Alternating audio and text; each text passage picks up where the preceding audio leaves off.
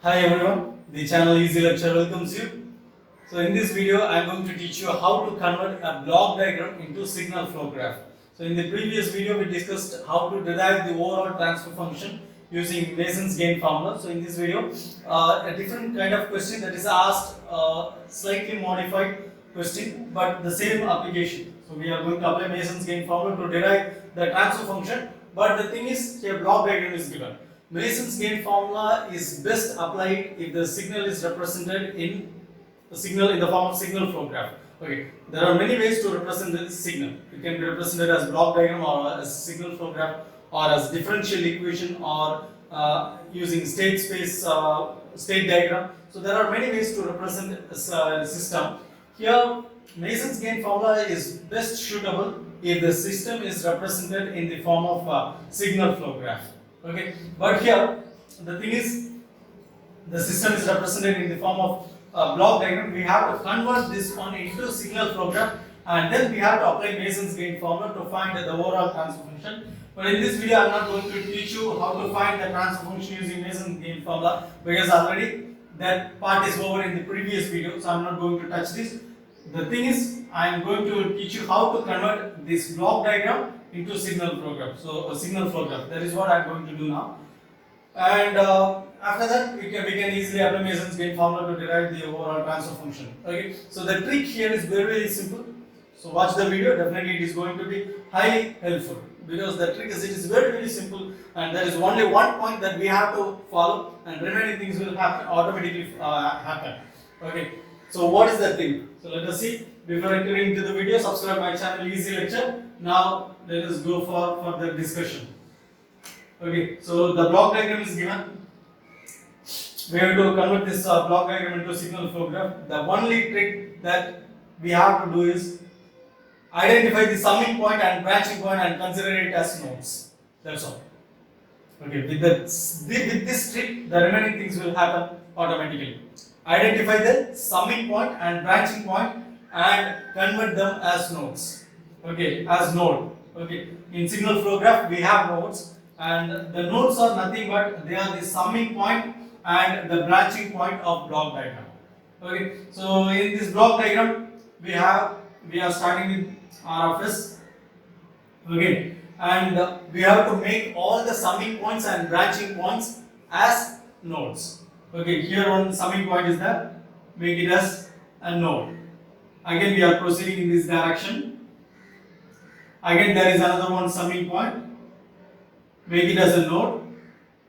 Again we are proceeding in this direction. So there is a block here.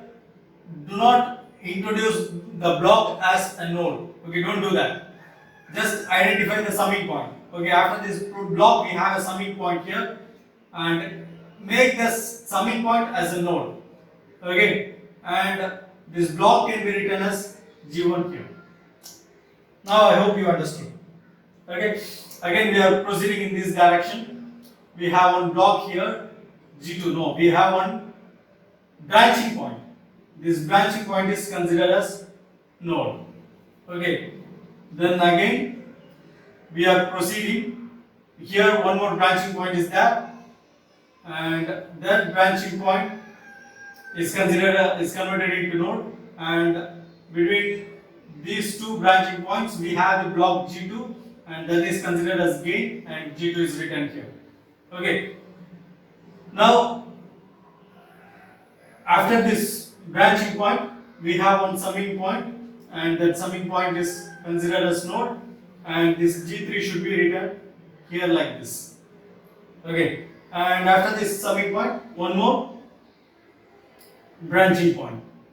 Okay, one more branching point, and after that we have CFS. Okay, so this is one forward path, right? So have you mentioned these things G1, G2, G3, G1, G2, G3. So we have mentioned the things that involve in this first forward path. Okay, and now we are going to identify where to introduce this G4, these branches. Okay, and this node, this branching point is indicated by this node, and this summing point is indicated by this node. Okay, so this summing point is indicated by this node, and this summing point has G4 connected here, and so after G3 we have a summing point, and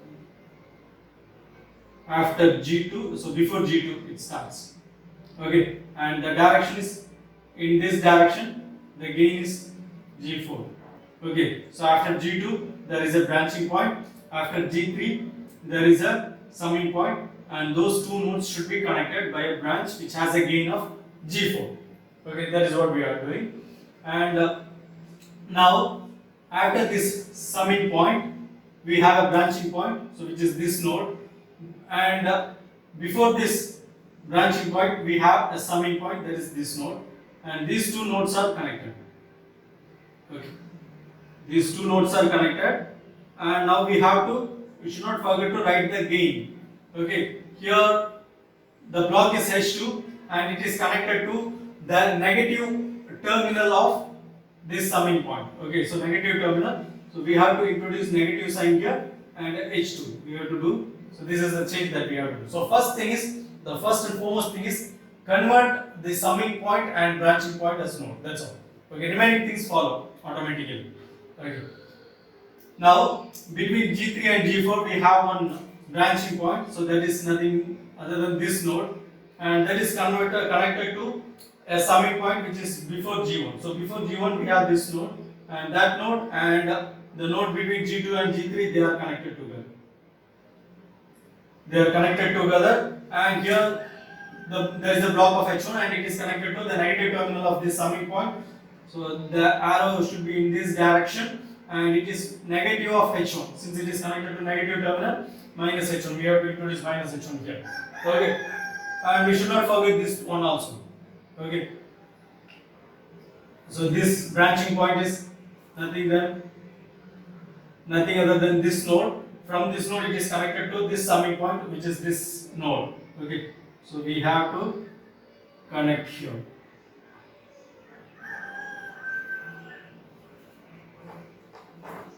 You have to connect these two nodes, and the direction of the arrow is important, and it is connected to negative terminal of this summing point. So we have to introduce minus, and there is no block that is available in this line.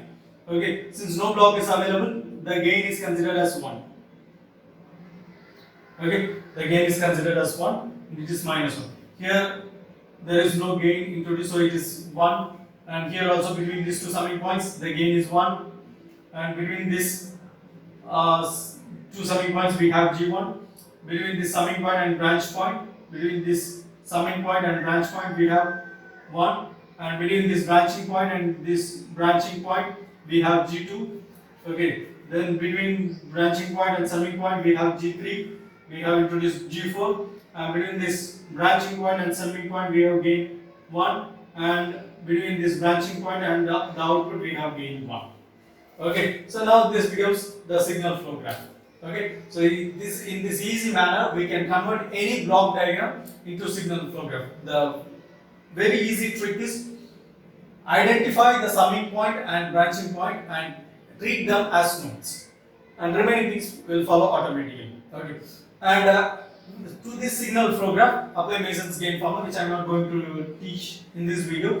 This has been already taught very clearly in the previous video. You can refer to that video. And Mason's gain formula can be easily applied to this signal flow graph, and the overall transfer function can be derived very easily. Okay, you can refer to that video. I hope you will like this video. Don't forget to subscribe my channel. Kindly share and leave your comment and like my video. Meet you again in another video. Until then, bye. Thank you.